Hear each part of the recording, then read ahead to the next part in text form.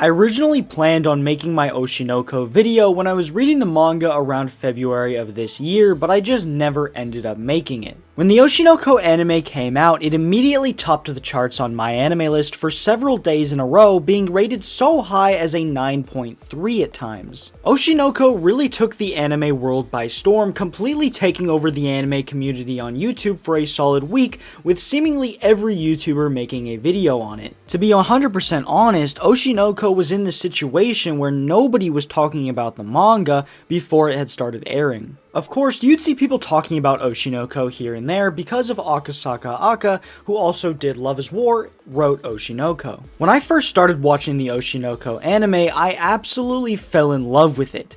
I personally thought it was going to be the stereotypical, you see it so much that when you go into it, it's not as good as what other people have been saying it is.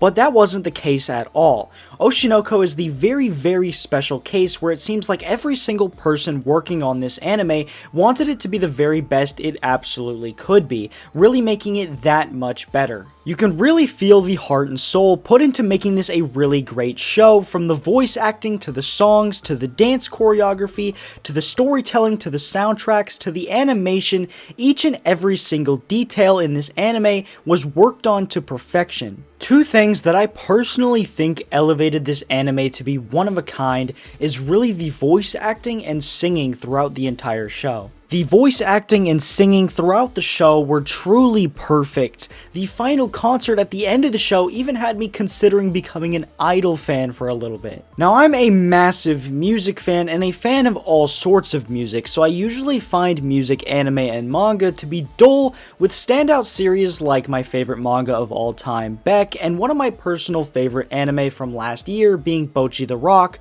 Both of those series have absolutely mastered the music genre in anime and manga. So when I first watched Oshinoko, I was completely taken by surprise when an anime where the main focus isn't about the music production was absolutely top tier. I was truly amazed by the music and soundtrack overall throughout the entire show. I thought it was absolutely amazing. If we want to call this the greatest idol show of all time, I think it deserves that title. Another thing that really stood out to me is how much the anime expanded and used the animation to really bring Oshinoko to life. If you've read Oshinoko, then you know the art for it is really good, but it's really overlapping and closed in tightly, so you don't see so much background as you would see if a different artist did it. The anime really made the story and the characters feel like they were moving through the real world. You can really feel the passion emanating off this anime in all aspects, as the team behind this at Doga Koba Studio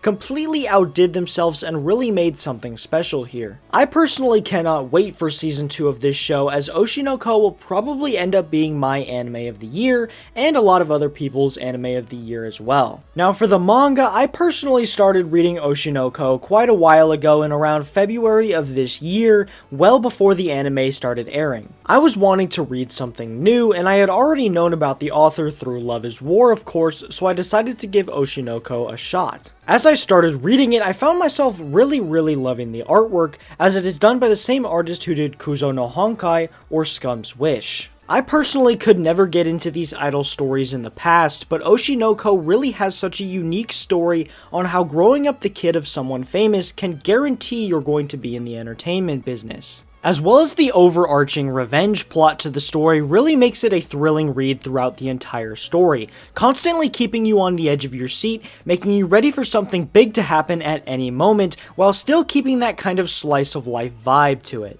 The realism in the story is something I really enjoyed, with myself trying to become a creator on the internet. The part of the story where it really touched on what people in the entertainment business go through on the daily, with the constant hate comments and harassment from viewers, really hit home for me. It honestly really took me by surprise how seriously the show would take itself at times, and it made me love it all that much more, as not many animes are doing it anymore or pulling it off well. Coming from the author's other work, Love is War, this is a much more serious and darker story, and it was not what I was expecting at all, but all the same still fell in love with the stories and characters just like I did with Love is War. It seems like no matter what Akasaka Aka touches, it comes out brilliantly. Overall, the story as a whole pushed what I thought was a boring genre of idols and show business and turned it into something amazing. The story overall really posed so many thoughts to me as a potential creator, and it really should hit home to anyone who wants to be or is a creator or entertainer. Now, the characters added to the story amazingly in all the right ways, with Aqua, our main character, being the exact type of main character that I love.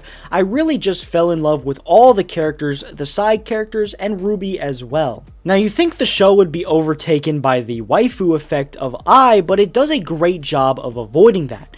Other shows can fall into that pit, like Darling in the Franxx, for example, which is a show mainly remembered for 02. Each one of the characters serves their purpose perfectly throughout the story, as Akasaka really did a great job at giving each and every character a true personality as they work and interact with each other throughout the manga. For anyone who hasn't already seen Oshinoko or checked out the anime yet, you should 100% do that. It is truly one of a kind and not the kind of anime that airs every other season.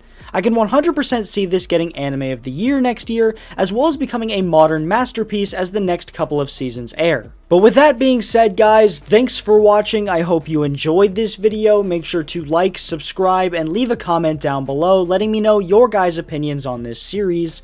Make sure to turn on post notifications to never miss another video just like this one.